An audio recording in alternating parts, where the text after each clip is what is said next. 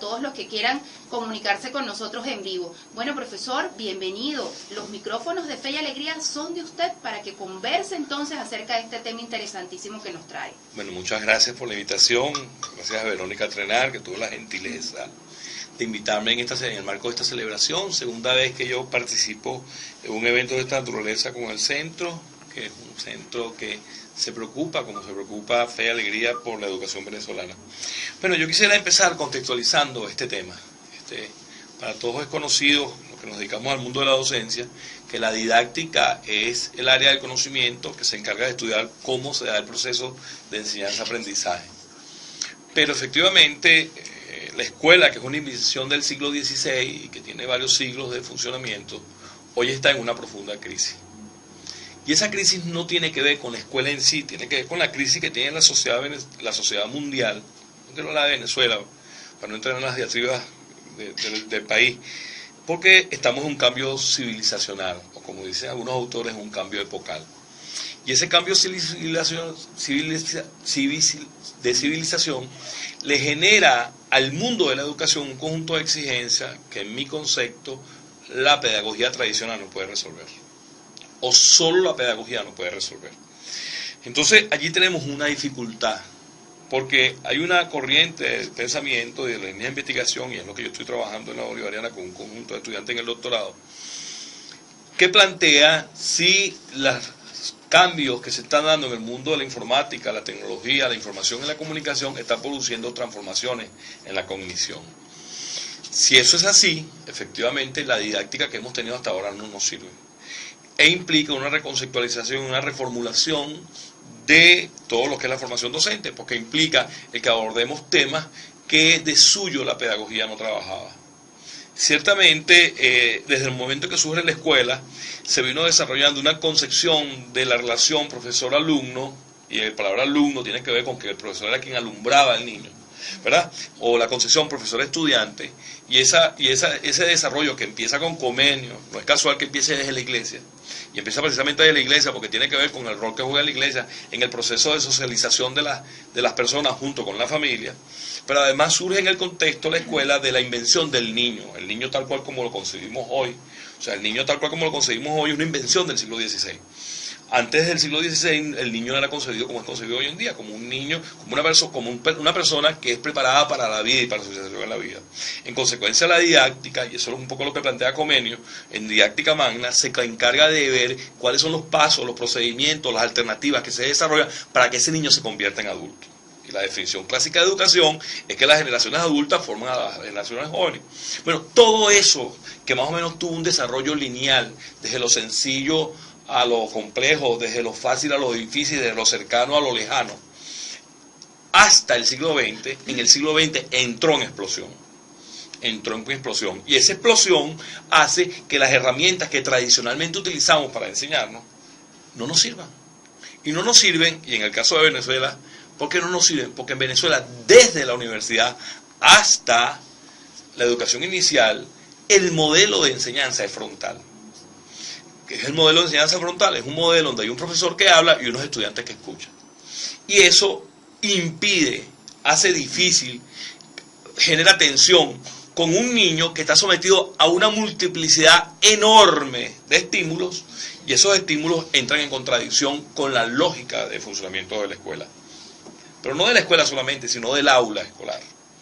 Entonces, el aula escolar, que se centra en la relación alumno-docente, es un aula donde el docente hace un esfuerzo durante todo su proceso de enseñanza-aprendizaje, un proceso que es absolutamente contradictorio, porque el docente trata de meter al niño en el mundo del conocimiento, pero lo trata de meter en el mundo del conocimiento por la idea del control de ese conocimiento. Y ese control de conocimiento no tiene nada que ver con el mundo del niño, porque hoy el mundo del niño está rodeado de información por todas partes. Y esa información, no como lo decía Urla Prieti, que si es la buena o la mala televisión, esa información no solamente es un problema de que sea buena o mala, puede ser muy buena. Los niños pueden estar viendo contenidos adecuados todo el tiempo en televisión, pero ese contenido, por la forma como se presenta y por el tipo de estímulos que utiliza, es absolutamente diverso al estímulo que recibe el niño en la escuela. Porque el estímulo que recibe el niño en la escuela se reduce al habla y a los movimientos del profesor. Y el estímulo que recibe el niño en la televisión, la computadora, el teléfono inteligente, son estímulos que están centrados en la imagen. Y al estar centrados en la imagen, desestructuran el lenguaje. Y al desestructurar el lenguaje, el mundo simbólico del niño queda reducido. Entonces, ese problema, que es a mi modo de ver la contradicción básica de la escuela hoy en día, hace que en la relación, la capacidad de impacto que tenga el maestro en el niño se reduzca. Los maestros suelen hablar hoy en día, y aquí estoy entre maestros, yo doy clase en primaria más o menos 20 años de mi vida, uno dice, bueno, los muchachos son incontrolables. Bueno, son incontrolables efectivamente porque no es posible, porque eso que se llama el orden interno que tenemos cada uno de nosotros, no se da con facilidad en un mundo donde la cognición se estructura desde la imagen. Porque la imagen es contradictoria al lenguaje, porque la imagen no tiene forma. Bueno, tiene forma, pero no tiene contenido, no tiene estructura, no tiene sujeto, verbo y predicado. Y al no tener sujeto, verbo y predicado, simple y llanamente el niño entra en la estructura del habla con un tipo de estímulo que conspira contra él. Si todos nos recordamos de Piaget hablaba de que uno tiene lenguaje, primero tiene el lenguaje onomatopéyico, lenguaje verbal concreto, verbal simbólico y verbal abstracto. Ese proceso de evolución se da entre los 0 de edad y los 12 años más o menos. Eso es alterado por el niño cuando el niño entra desde chiquito en el mundo de la imagen. Yo le digo siempre a mis alumnos de doctorado que es más o menos como usted agarra un niño de 6 meses y le mete un mondongo de tetero. Bueno, efectivamente, el estómago no está preparado para eso. Bueno, el cerebro del niño tampoco. Porque los seres humanos nos convertimos en seres humanos en la medida que adquirimos en el habla. Y en el habla va lo bueno y va lo malo, para decirlo de alguna manera, en términos de película.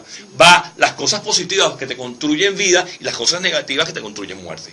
Entonces, esa construcción, que es lo que básicamente es la construcción de la cognición, esa construcción de la cognición hoy en día está alterada. Está alterada por un conjunto de estímulos que simplemente los científicos no saben cuáles son los efectos que van a producir. Porque hay científicos que dicen una cosa y otros que dicen otra. Pero lo que sí es curioso es cómo cada vez más en los países que tienen intereses de dominar el mundo, los estudios en neurociencia, en control del cerebro, son cada vez más profundos. Entonces, la escuela está a años luz de eso. A años luz. A siglos de eso. Y yo lamento mucho que en mi país el debate educativo no toque esos temas. Porque están discutiendo otras cosas más preocupados para otros temas. Pero este tema, que es el tema del siglo XXI, porque esto que nos pasa a los venezolanos, le pasa a los franceses, y le pasa a los dinamarcos, y le pasa a los japoneses, y le pasa a los africanos, y le pasa a los chinos, y le pasa a la gente de la India. O sea, eso no es un problema solamente de Venezuela. Pero nosotros seguimos discutiendo desde la carencia, y no discutimos desde la abundancia, ¿no? Entonces, un poco...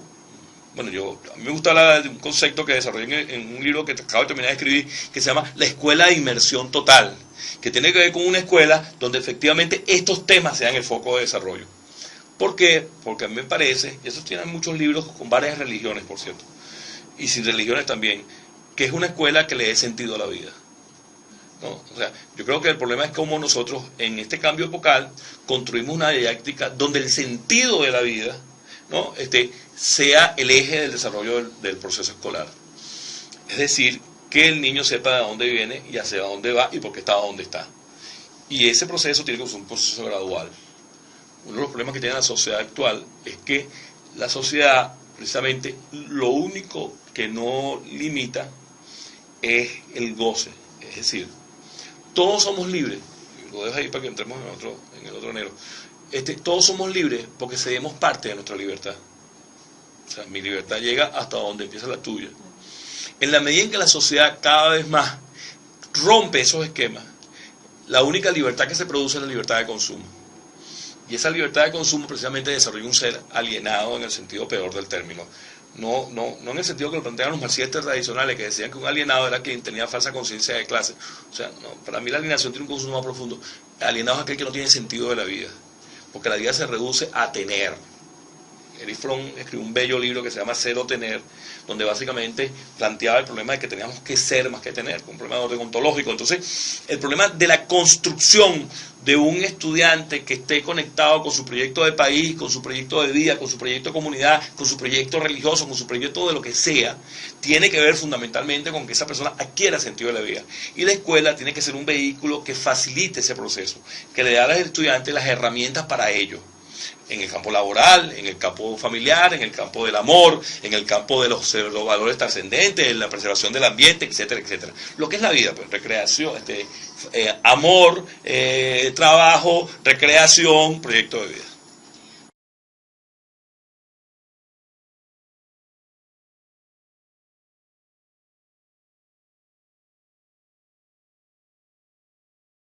Bien, bueno, podemos responder, profe, entonces a estas dos preguntas. Yo quisiera separar las dos primeras preguntas de la pregunta de los compañeros indígenas, porque ahí hay una peculiaridad que tendríamos que abordar. Fíjense usted, el maestro no se puede convertir en un Superman o en una super niña, por ejemplo.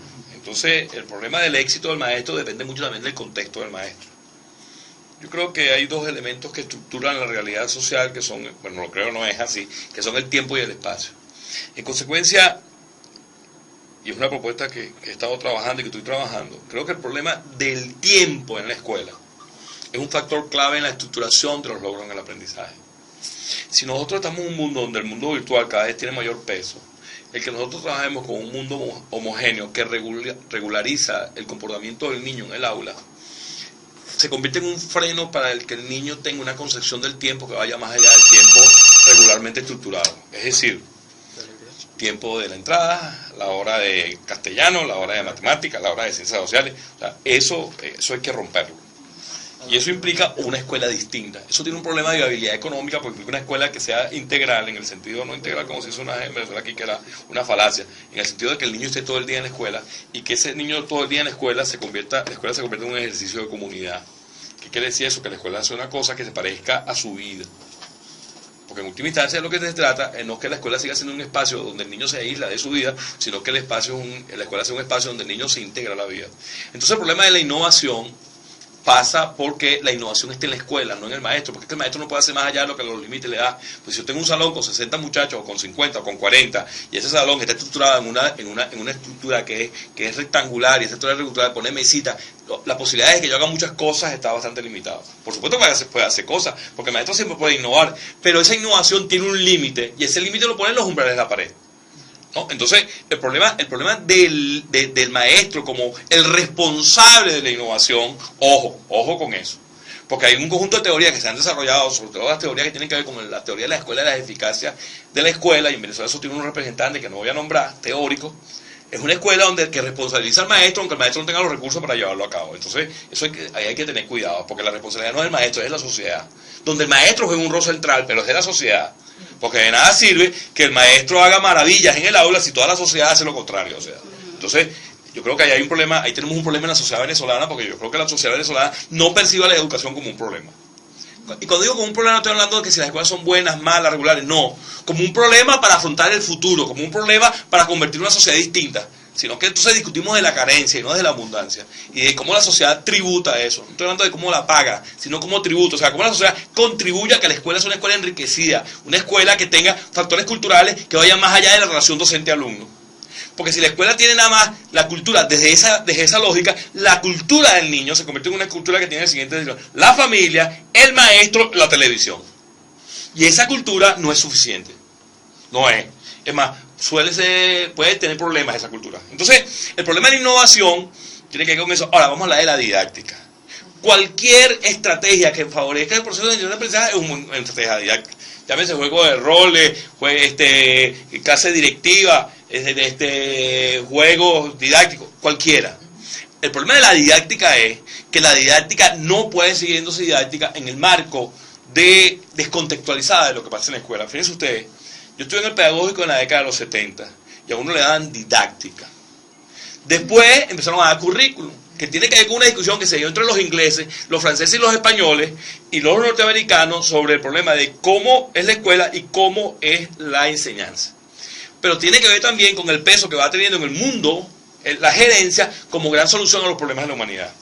Y entonces los departamentos de didáctica se convirtieron en departamentos de currículum y organización escolar.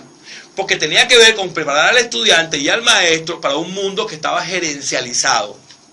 Es decir, un mundo donde la empresa era lo central. Entonces, y por eso es que llegamos a la educación por competencia, porque lo que trata es que formar en chiquito un obrero calificado. Bueno, esa escuela es terrible, Porque es una escuela que se queda en lo instrumental, que por cierto, para no hablar de venezolano, eso lo criticó Habermas en teoría de la acción comunicativa, o sea, que es alemán, porque tiene que ver con el problema de la crítica del razonamiento instrumental. Ahora voy con el de los mundos indígenas. Cuando yo estaba en la UNESCO, y me disculpe que hable en primera persona, nosotros propusimos una convención de lenguas indígenas para el mundo, que tenía que ver un poco, que la propuso Venezuela, para afrontar el problema de la necesidad de que los pueblos indígenas preservaran su idioma. Porque en su idioma está su cosmovisión del mundo y cosas. Entonces, yo creo que nosotros ahí tenemos un déficit como sociedad. Porque nosotros tenemos que ver cómo hacemos un tránsito entre la necesidad de que nuestras escuelas, tal como plantea la ley de comunidades indígenas, se dé en su idioma, pero además cómo esa escuela se construye no de la concepción criolla de, un poco para hablar como hablaría un compañero indígena. ¿Por qué? Porque tiene que ver con cómo creamos una escuela que es distinta. O sea, nosotros no podemos, porque el problema de la escuela no puede ser que el compañero habla en yeguana, y no, porque si eso el compañero habla en yeguana, pero la escuela es la estructura igualita a la nuestra, etcétera, etcétera, lo estás criollizando igualito. Lo que estás es metiéndole al mundo del lenguaje, entonces algún compañero llegó a la mirada, bueno, pero yo creo a mí que no sé criollo, porque yo soy venezolano. Entonces hay que crear un mecanismo en un diálogo de saberes que haga pensar una escuela que sea absolutamente distinta desde el idioma de ellos, que incorpore los elementos de la nacionalidad venezolana. Y eso pasa por un diálogo, no por una imposición cultural, ¿no? Porque lo otro tampoco es correcto, en el sentido de que, bueno, porque algunos compañeros indígenas que te lo dicen cuando tú vas al Amazonas, bueno, pero que yo también quiero disfrutar los elementos de la civilización occidental, bueno, perfecto. Pero efectivamente, eso tiene que tener un proceso de diálogo que respete a ambas culturas, que respete sus saberes ancestrales y que le permita comprender desde sus saberes ancestrales la dinámica de incorporación a la sociedad occidental. Entonces es otra didáctica, porque es una didáctica que parte del saber de ellos y no del saber nuestro. No, y me disculpa que hable de ellos y de nuestro, pero que es así, o sea, porque la única forma que tú preservas una comunidad tan frágil, porque además fue sometida a un proceso de 500 años de imposición cultural, es que tú efectivamente utilizas algunos elementos que la preserven. Y esa preservación depende de lo que sus sabios determinan. Y voy a poner un ejemplo que lo ha desarrollado el gobierno venezolano. La Universidad de Amazonas. Bueno, te imaginas hacer una cosa horrible, que es un edificio en forma de choza, que es de puro cemento. Que es una cosa espectacular para nosotros. O sea, como edificación, es una cosa maravillosa. Pero efectivamente, bueno, eso es. Yo no creo que sea eso. Aunque ahí se ha hecho un esfuerzo importante para que el Consejo de Sabios sea quien organice la universidad y de esa sabiduría construir la escuela. Bueno, pero arrancamos con un edificio que es terrible. Y yo creo que ese fue un error que cometimos. O sea, no me estoy escurriendo el bulto porque yo tuve que ir con ese error también. ¿Por qué? Porque efectivamente el problema es cómo tú efectivamente dialogas. Claro, ahí hay un problema que es difícil de solucionar, que es el problema de los tiempos de la realidad y los tiempos de la política, porque entonces, producto de solucionar el problema de una universidad en Amazonas, nos apresuramos en la construcción. Pero más allá de eso, aquí lo sustantivo es cómo tú construyes una didáctica que permita que ese diálogo se construya. O sea, que ese diálogo opere en una lógica que haga posible que esa escuela respete una cosa que para mí es fundamental, que son los tiempos cósmicos de los compañeros indígenas. Profe, seguimos recibiendo forjadores de éxito. Dice, le gustaría que le aclaren la diferencia entre didáctica y proyecto de aprendizaje, aunque ambas resuelven problemas de la práctica pedagógica. Quieren aclarar ese asunto allí. Por acá dicen también desde Mérida, ¿cómo hacer docentes menos aplicadores de teorías y más investigadores? Esto lo preguntan desde el Centro de Profesionalización en Andes. Empiezo por la última. Ajá, ya va, profe, que todavía tenemos preguntas por aquí. Y siguen llegando las preguntas. Por acá dicen, buenos días. ¿Qué opina del enfoque por competencias de cara a la didáctica que usted propone? También desde Mérida nos escriben esta pregunta. Ajá, pues ahí vamos aclarando, profe. Buenos días, profesor Rubén. ¿Cómo hacer para que en la escuela podamos hacer una reformulación en nuestro ejercicio docente en la que formemos para la vida? Gracias por su aporte. Es Irene desde el Centro de Profesionalización Larayanos. Vamos a darla hasta ahí. Vamos a darla hasta aquí. Yo voy filtrándola el resto. Se me acabó la hoja. Ok. Muy bien. Mira, bueno, Yo voy a empezar por una que, para estructurar toda la intervención, que menos teoría y más investigación. Es un falso dilema, compañero o compañera. Uno aprende en la práctica y uno aprende por la vía de los libros. Porque quien no sabe para dónde va, no sabe a dónde llega.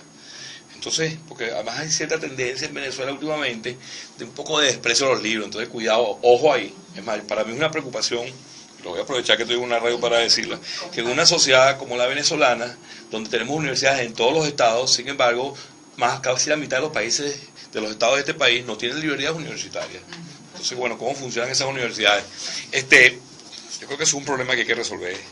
Y eso no es un problema solamente del Ministerio de Educación Universitaria o de los gobiernos, es un problema de la sociedad, que no ve a las librerías universitarias como un negocio, porque la gente no lee. Entonces, hay un problema que tenemos que resolver.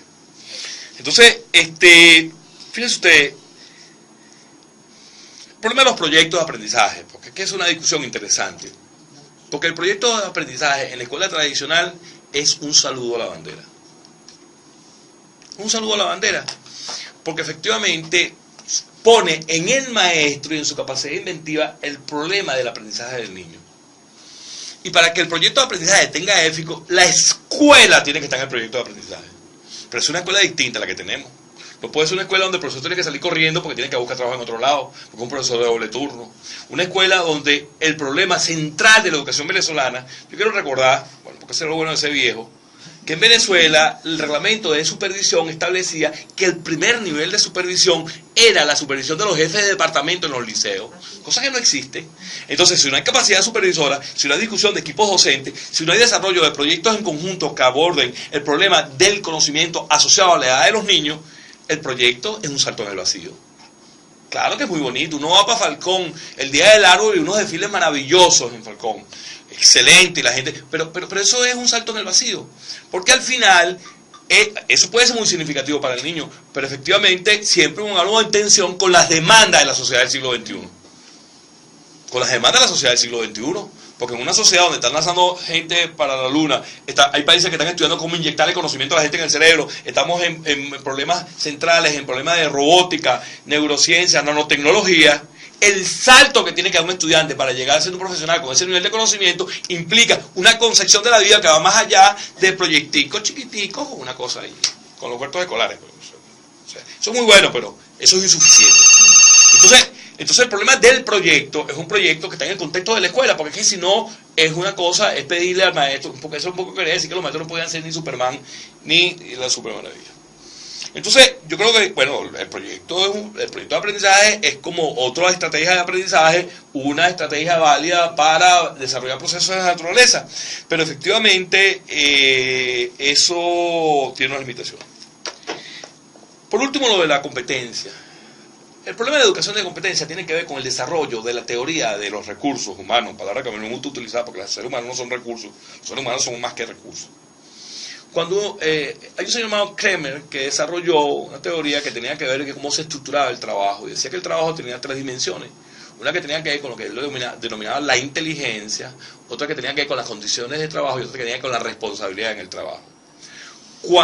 Todo el proceso de desarrollo, bueno, después de los estudios de Kremer se dan los estudios de motivación, Maslow, Herbert, Cleveland, etcétera, etcétera. Lo cierto es que llega un momento en el campo del desarrollo, del estudio del empleo, donde efectivamente los empleadores empiezan a determinar qué tipo de habilidades hay y destreza debe tener la persona para qué tipo de trabajo. Y de ahí vino lo otro. O sea, de ahí vino la necesidad de la competencia, porque tiene que ver, sobre todo, por la vía de la Organización del Comercio Mundial, que ha querido convertir a la educación, y es una discusión que hay en el UNESCO, en un bien transable, y al convertirlo en un bien transable, de lo que se trata es cómo la persona que se forma para el trabajo. Recuerden ustedes que con las investigaciones de Taylor y Fayol, de estudios del movimiento tiempo, se da una separación en el mundo educativo entre la educación como formación y la formación profesional como formación para el trabajo. Esa separación se vuelve a pegar con el desarrollo de la tecnología, básicamente por un libro que marcó en el mundo, que fue un libro del secretario de Trabajo de los Estados Unidos que se llama El Trabajo de las Naciones. Entonces, donde él plantea que había tres tipos de trabajo: trabajo simbólico, trabajo con la gente y trabajo instrumental. Entonces, la educación por competencia es una educación que se desarrolla en ese contexto, y al desarrollarse en ese contexto se desarrolla para el trabajo. Bueno, yo no creo en esa educación, Yo creo que la gente debe ser competente, pero el concepto de competencia me gusta más el que utiliza Noam Chomsky cuando habla de su lingüística generativa. Eres competente porque tienes un manejo adecuado del lenguaje y porque tienes sentido de la vida. Y en ese sentido eres competente. No eres competente porque tienes unas habilidades instrumentales que te hacen posible ser competente. Y voy a poner un ejemplo. En Venezuela se desarrolló hace algún tiempo, cuando la ministra Yaira Córdoba era ministra de Ciencia y Tecnología, desarrollamos un programa de desarrolladores de software. Para crear la industria del software en Venezuela, la desarrollamos con la empresa IBM. Y uno de los problemas que teníamos para que los muchachos se convirtieran en el desarrollo de software es que no tenían pensamiento abstracto. No tenían pensamiento abstracto. Entonces, una cosa es que el muchacho aprenda a manejar la computadora y la maneje muy bien, un poco lo que hacen los muchachos hoy en día, que tú ves que son una fiera con el teléfono, etcétera, etcétera. A lo que efectivamente implica que él sea un desarrollador, que tenga pensamiento abstracto, porque tiene que tener pensamiento algorítmico, y tiene que tener pensamiento que le permite entender la diferencia entre el antes y el después, el ahora y el después, etcétera, etcétera. Entonces, arriba y abajo. Y eso es una limitación. No solamente en Venezuela, por cierto. Me aclara esto, porque a la gente habla, nosotros tenemos un problema en la enseñanza de la matemática, porque efectivamente no formamos profesores de matemáticas, pero el problema de la enseñanza de matemática es un problema mundial, porque el problema de la televisión es que limita la capacidad de abstracción. Y entonces hoy, en Francia hay un problema de la enseñanza de la matemática, en Inglaterra, en los países donde no hay problema de la enseñanza de la matemática, es en China y en la India, ¿no? Por las características de esas civilizaciones. Pero en el resto del mundo occidental, va a decirlo, hay un problema con la enseñanza de la matemática. ¿Por qué? Porque cada vez más la gente tiene pensamiento abstracto. Claro, nosotros lo tenemos agravado porque además no formamos profesores. No, pero es importante decirlo porque entonces la gente quiere solucionar problemas por la vía de donde no lo puede solucionar. Porque nosotros podemos agarrar mañana aquí, o sea, ahorita nosotros estamos buscando programas de maestrías en matemáticas. Y hay un equipo maravilloso de gente en este país que se ha dedicado toda su vida a eso. Pero eso es insuficiente, porque el problema de la enseñanza de la matemática tiene una precondición, que es la capacidad de pensamiento abstracto. Y hay que desarrollar programas desde la educación inicial que ayuden a la formación del pensamiento abstracto. Y ahí voy a decir una cosa un poco delicada, pero la voy a decir. La multipresencia de la computadora en el aula es un problema. Si eso no va acompañado de un programa de desarrollo de pensamiento abstracto, porque es que si no, no tiene ideas, fuerzas que lo estructuren. Y eso es un problema que tenemos que discutir en Venezuela. Ahora, eso no forma parte del debate educativo venezolano.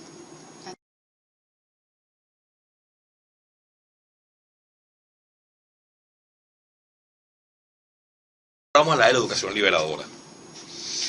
El problema de la educación liberadora en Venezuela, y esto es una humilde opinión, y lo voy a dar con mucha humildad, pero voy a dar. La educación liberadora no se dicta, voy a decir así algunos como premisa. La educación educadora no se dicta, no se impone, no se estructura en la relación profesor-alumno desde la dirección del profesor, etcétera, etcétera, etcétera.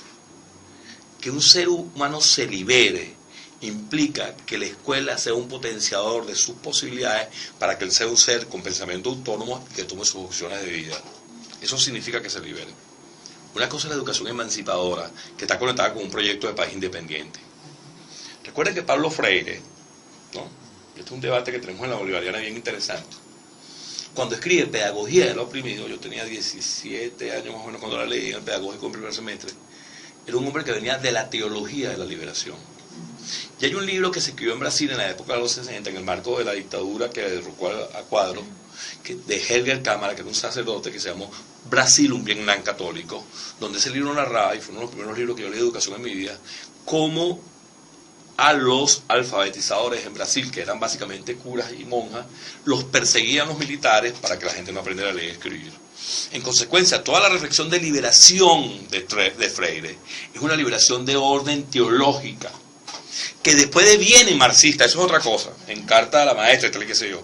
Pero es que esto es importante decirlo porque la premisa epistemológica donde parte Freire es distinta a donde le parten las personas que en Venezuela hablan de educación liberadora, que parten desde el marxismo. Es un problema de gusto de la gente, yo no me voy a meter en ese debate, pero quiero precisarlo porque la gente suele confundir liberación con emancipación y son dos cosas distintas. La liberación tiene un sentido teológico, la emancipación tiene un sentido político en tanto proyecto nacional. Y eso implica dos concepciones de la didáctica. Bueno, eso es otra cosa. Hay un autor inglés llamado, alguien me preguntó, ¿y libertinaje? Hay un autor inglés que es uno de los padres del liberalismo, que se llama Mandeville, que después le decían Mandeville porque tenía que ver con el hijo del diablo, ¿no? Que decía que las sociedades sanas son las que en privado se dedican al libertinaje, ¿no? Sí, y tuvo una influencia importante en el desarrollo del liberalismo. Cuando Adam Smith saca La riqueza de las naciones, la saca en contra de eso. Y en el campo del psicoanálisis, hay un autor llamado Jacques Lacan que habla del goce. O sea, las sociedades que liberan el goce dicen que es sana, porque Freud decía que todos estamos enfermos de cultura. Sin embargo, las teorías actuales del psicoanálisis dicen que la neurosis es un fenómeno del siglo XX, no del siglo XXI. Porque en el siglo XXI hemos liberado el goce por la idea, porque lo único que no tiene represión es el consumo. Y la vida del consumo desarrolla esa. Pero no me quiero meter por ahí porque se habla de esquizofrenia y tal. Lo que quiero señalar es que el problema de la liberación tiene un sentido teológico. Las didácticas. Así es. La concepción de la didáctica en las dos. Así es. Entonces cuando yo centro la liberación en la didáctica, estoy hablando más del sentido de la vida. Cuando estoy hablando de la emancipación, estoy hablando de un proyecto político. Ojo, y esto no es un juicio de valor, de un proyecto político, el que sea, de un proyecto político. Entonces yo digo, bueno, nosotros somos, yo hablo del mío, en el que yo creo. Yo soy una persona que creo en el proyecto de Simón Bolívar. Y que Venezuela es un país independiente. Para no meterme en la discusión actual. Bueno, porque Simón Bolívar, bueno, porque Simón Bolívar fue que nos liberó, no lo liberó ni Páez, ni Mariño, no, fue Bolívar. Entonces, es un defecto de los profesores de historia. Entonces, ok, yo creo en ese proyecto. Otra gente puede creer en otro. Chévere. Pero eso implica en la escuela un proyecto. Voy a poner un ejemplo de la sociedad norteamericana que es bien interesante.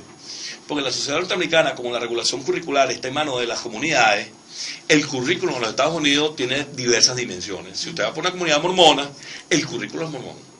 Por eso que usted consigue estados en los Estados Unidos donde no dan evolución. La teoría de la evolución no la dan. ¿Por qué? Porque eso es religioso. Y usted ve cómo en Estados Unidos, en parte importante de las comunidades educativas está presente un debate que nosotros ya... Un debate en el que los venezolanos los manejamos mucho más suavemente, que es el debate entre creación y evolución. Pero en Estados Unidos es un debate central en la escuela primaria, ¿no? Y las escuelas donde hay una fuerte carga religiosa, el debate religioso es de un tipo, porque eso ahí varía, porque por ejemplo no es la Iglesia Católica, tiene que ver más con estas nuevas religiones, entonces que son más fundamentalistas, que son tan fundamentalistas como los musulmanes, por cierto. Algunas religiones musulmanas, hay una teórica norteamericana llamada Martha Nussbaum que tiene un libro que se llama El nuevo fundamentalismo religioso norteamericano para explicar, estas nuevas religiones en los Estados Unidos, que desde el punto de vista psicoanalítico tiene que ver con la solución de las neurosis de la gente. Bueno, porque toda la gente ante el vacío de la vida, como diría Lipovetsky, efectivamente buscan en esa religión la cosa. Si usted ve la televisión venezolana, no voy a nombrar ninguno para no hacerle propaganda, a estos compañeros que te resuelven la vida, pues, y te dan consejos. Bueno, tiene que ver con la gente que tiene la vida vacía, ¿no? O sea, eso que llama Lipovetsky la era del vacío. O sea, si tú tienes la vida, entonces buscas sentido por donde sea. Bueno, la didáctica centrada en eso es una didáctica que buscarle sentido a la vida. Y tiene una dimensión religiosa, espiritual. Eso tiene que ver con la religión o no, una división espiritual, o sea, tiene que ver con el sentido de la vida, los proyectos de familia, los proyectos personales, etc. Es una didáctica. La didáctica de la emancipación tiene que ver con otra cosa, tiene que ver con un concepto que tiene que ver con el proyecto del político. Entonces, el concepto de comunidad fue un concepto clave. Ojo, no hay un concepto único con comunidad, estamos hablando de comunidad un poco como la resolución esta de 058. No me voy a meter en la resolución porque eso fue muy polémico, simplemente quiero decir que esa resolución buscaba más la didáctica en el sentido del proyecto de comunidad, o sea, cómo la escuela se convierte en constructora de comunidad, en constructora, ok, esa es otra didáctica, eso tiene que ver con otra cosa. Ajá. Se me ocurre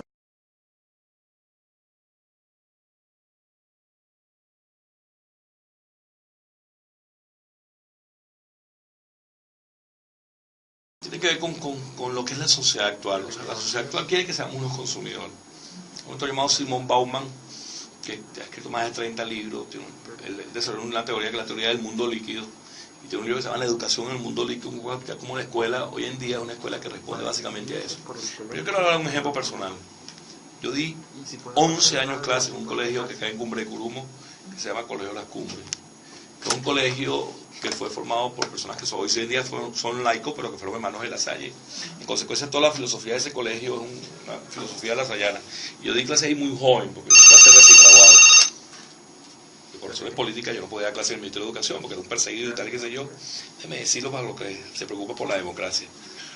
11 años trabajando en un liceo privado, pues no podía entrar en el Ministerio de Educación, porque los adecos los gobiernos me lo impedían. Discúlpenme la política, tengo que decirlo. Entonces, yo trabajé 11 años en ese colegio. Y es un colegio de clase media alta. Y nosotros hacíamos un esfuerzo para crear un clima donde el consumismo no estuviera a la luz pública, o sea, no permitíamos. Bueno, yo trabajé hasta los 90, no sé cómo estará ahorita, pero yo creo que sigue siendo un excelente colegio por la referencia que tengo. Pero tratábamos de que el mundo de la competencia de consumo no se diera. Porque el problema es el consumo. O sea, el problema es que si tú tienes padres que solucionan el problema de la atención a los hijos por la vía de lo que le dan, bueno, eso no tiene que ver con que sean joven o adulto. Yo te podría contar anécdotas y anécdotas de padres muy adultos que los hijos los querían hasta matar porque los padres no los atendían. Y no estoy haciendo una metáfora, es absolutamente literal, ¿no? Niños que detestaban a los padres porque los padres no los atendían. Entonces eran pobres niños ricos. Entonces, para hablarte de un problema de otro orden, ¿no? Yo que vengo de un barrio que me crié en Katia, entonces, el problema es otro. Porque a nadie le enseñan a ser padre. O sea, muchas veces tú ves personas que en la carencia sacan valores que son extraordinarios y gente que en la abundancia saca valores miserables y al revés. ¿Ok? Porque eso no es potestativo de un sector social, eso es potestativo del ser humano. Así. Entonces, ahora, ¿el problema cuál es? El problema es cómo tú construyes un clima en la escuela que contribuya a que haya unas reglas a las cuales nos ajustemos todos. Yo creo que el problema más grave de la escuela es la doble moral. Es el problema de que tú prediques una cosa y hagas lo contrario. Te llames maestro. Y que la escuela sea un lugar de aprendizaje desde donde el señor que limpia hasta el director están en el mismo código de conducta. Y los padres que se comportan en la escuela. Yo creo que es una condición sine qua non para que la escuela tenga éxito. Después discutimos lo demás. Pero ¿por qué? Porque no puede ser una escuela. Yo tuve una experiencia terrible. Cuando yo tenía como 10 años dando clase de bachillerato, en el liceo privado me dieron unas horas de clase en un liceo por aquí cerca. Y cuando yo entré al liceo oficial, el director me recibió con un cigarro en la boca. Y yo me devolví y no trabajé en ese liceo. Así de sencillo. Oye, bueno, que yo iba a pelear con este tipo todos los días. Y en esa época yo fumaba. Porque me parecía terrible que el tipo me recibiera con una gaceta hípica, me acuerdo.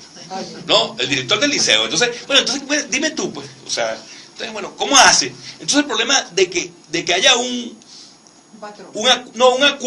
acuerdo negociado con los padres y con los representantes y con los profesores y con los estudiantes, donde nos pongamos de acuerdo en las reglas de conducta básica de la escuela, hace que la condición para el aprendizaje sea uniforme.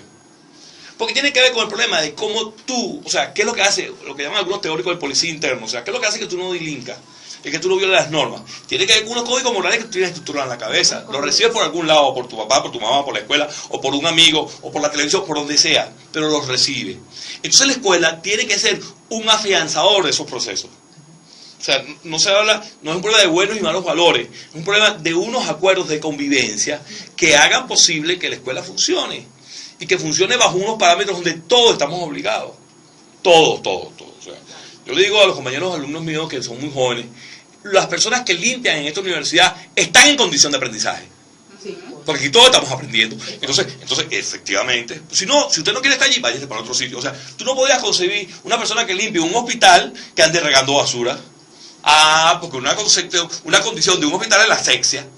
Igual en la escuela. O sea, hay unas condiciones porque tú estás agarrando, disculpa que lo diga así, una reducción casi al absurdo, tú estás agarrando un cerebro delicado y lo estás construyendo.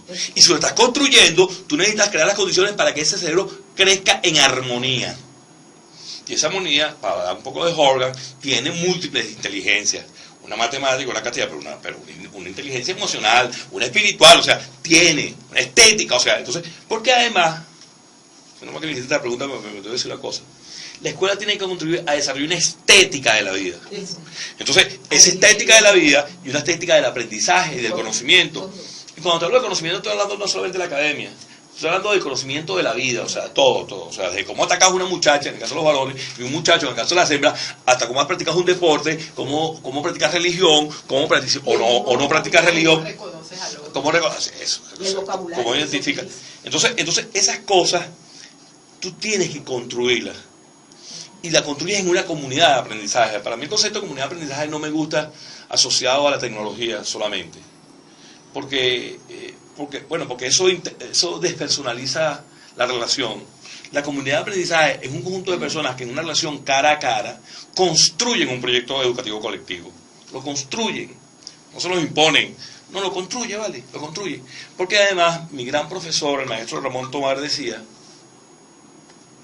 el programa lo hace el profesor. Entonces, cuando usted tranca la puerta, ese mundo es suyo.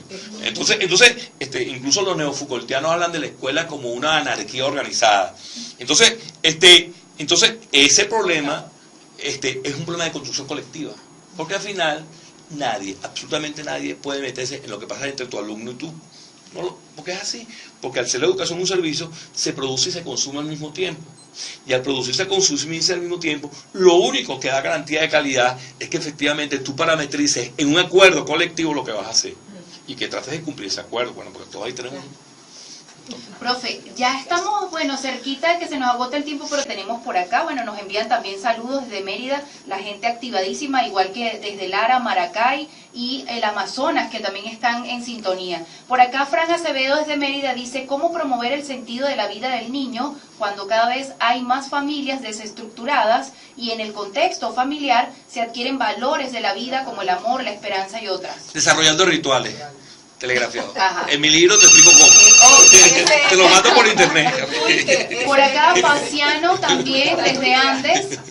Paciano Andrés desde Valencia nos escribe también mensaje de texto y dice ¿cómo el facilitador se apropia de la didáctica para el aprendizaje significativo en los estudiantes? Tiene una segunda pregunta. ¿Cuál es el carácter formativo e informativo desde la didáctica para influir en el aprendizaje? Gracias por el programa, excelente.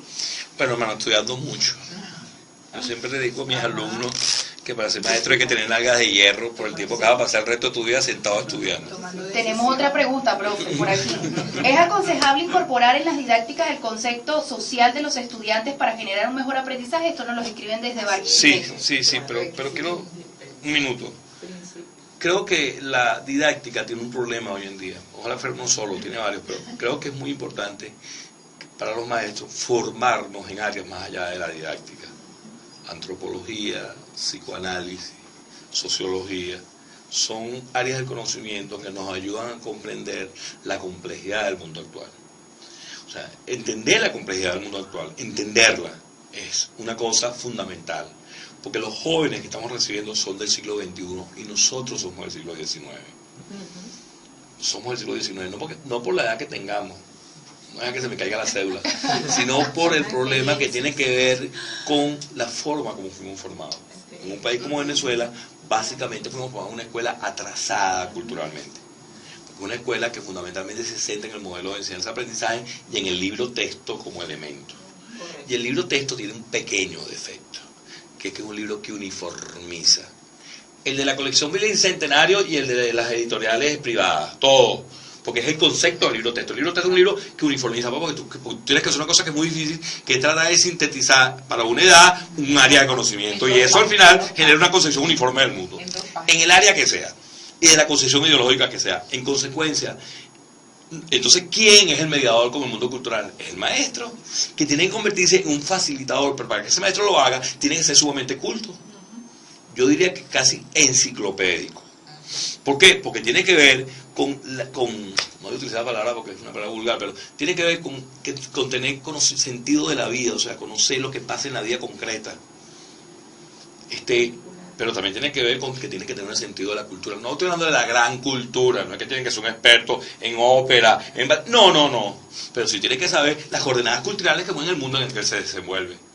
Porque si no lo hace, simplemente no tiene herramientas para comprender los fenómenos. Voy a poner un ejemplo. Hay una enfermedad que no recuerdo ahorita el nombre, que tiene que ver con el efecto de la televisión, que produce en el niño una distorsión en la visión en la visión y las palabras pareciera que se movieran en la pizarra. Pero ¿cómo hace un maestro para identificar eso? Dislexia. No es dislexia. Es un síndrome que de movimiento, sí, con los juegos electrónicos. Entonces, bueno, ¿cómo hace un maestro nuestro para identificar ese problema? Y entonces el niño hay que sentarlo adelante, porque no es miopía, ojo, no es un problema que resuelve los lentes. Entonces, ¿cómo hace? O sea, porque entonces estamos en presencia de un conjunto de fenómenos, niños con inteligencia descentrada, que son esos niños que le dicen índigo ahora, que es que pueden hacer varias cosas al mismo tiempo. Pero esas cosas no las pueden hacer en profundidad. Entonces hay un detalle. Entonces hay un autor llamado Nicholas Carr, que tiene un libro que ha hecho internet que se llama Superficiales, que tiene que ver con cómo la televisión genera personas que tienen pensamiento superficial. Tú puedes abrir 1000 páginas, pero no profundizas en ninguna. Entonces, bueno, eso genera un tipo de inteligencia distinta a la que nosotros trabajamos, donde nos ponían a que leyéramos. Entonces, eso genera unos retos en el maestro que antes nosotros no teníamos, porque nosotros teníamos niños más o menos uniformes. Profe, tenemos la... Porque yo durante 2 años tuve conversaciones con el centro para la aprobación de ese centro, como viceministro.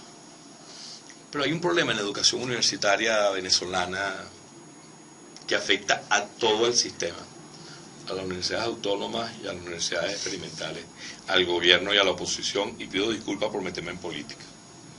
Pues yo no voy a la televisión ni a la radio porque no me gusta opinar de política en pública, aunque tenga una posición política. La legislación universitaria venezolana es una maraña, porque es una legislación que está regulada por una ley del año 70, donde se han creado un conjunto de normas sublegales desde el CNU que han corporativizado esa instancia. Entonces, el que se apruebe en una cosa depende de una correlación de fuerza que no necesariamente se expresa políticamente. A veces se expresa políticamente, paradigmáticamente, filosóficamente. Y eso es un enredo. Porque tiene que ver con competencias de distintas instituciones que pelean por el mismo mercado. O sea, si nosotros creamos un centro de formación X, de Fe y Alegría, que tiene mucho peso, eso compite con todas las escuelas de educación que existen en las universidades públicas y privadas, ¿ok? Entonces, eso es un problema. Porque al no existe una legislación que lo permita, discúlpeme que a cada pulpero le da su queso y yo voy a poner un instrumento. Nosotros tratamos de instrumentar un sistema que se llamaba el Sistema de Evaluación, Supervisión y Acreditación de las Universidades de este país. Bueno, es increíble que estando en el siglo XXI, la sociedad venezolana no tenga un sistema de acreditación de las universidades. Y no se aprobó no por falta de voluntad política del gobierno, no se aprobó porque los actores que tenían que ver en ese proceso lo vieron con recelo. Entonces estamos enredados. Porque no es una dicotomía gobierno-oposición, sino que cada quien analiza de su micromundo y analiza de su micromundo. Y me disculpa, a mí no me gusta pontificar en política, simplemente se desarrolla. Pero si alguna cosa me traumatizó a mí por el tiempo que estuve en el gobierno es que no pude poner en práctica ese proyecto. Que era un proyecto que nos permitía clasificar las universidades y establecer parámetros para ver cuáles eran de calidad y cuáles no, porque eso es una utopía. O sea, es un discurso ideológico. Hay unas universidades buenas y unas malas, eso no es verdad, eso es variable. Hay unas que tienen más tradición y otras que tienen menos tradición, eso sí es verdad. O sea, tú no puedes comparar la central con la bolivariana, o sea, no hay términos de comparación. Aunque todos los rectores de la Universidad Bolivariana han sido de la central. Entonces, para que tú veas, eso no tiene nada que ver con eso. Lo que tiene que ver es cómo tú creas un parámetro que permita donde todo el mundo entre por el mismo riel. Y eso hará expedito la aprobación o no de una experiencia educativa. Hará expedita, sea pública o privada, que es lo que yo creo que hay que hacer. Ahora, esta es la opinión de Rubén Reynoso, el hijo de la señora Olga y del señor Víctor, que está en su casa y da clases en la Bolivariana. Muchas gracias por la invitación. Muchísimas gracias a usted, profesor. Bueno, lástima, llegamos al final del programa, pero con el compromiso de seguir abriendo estos espacios de Radio Fe y Alegría para que puedan tener estos momentos de encuentro en los que se pueda conversar acerca de este tema tan interesante como es la educación.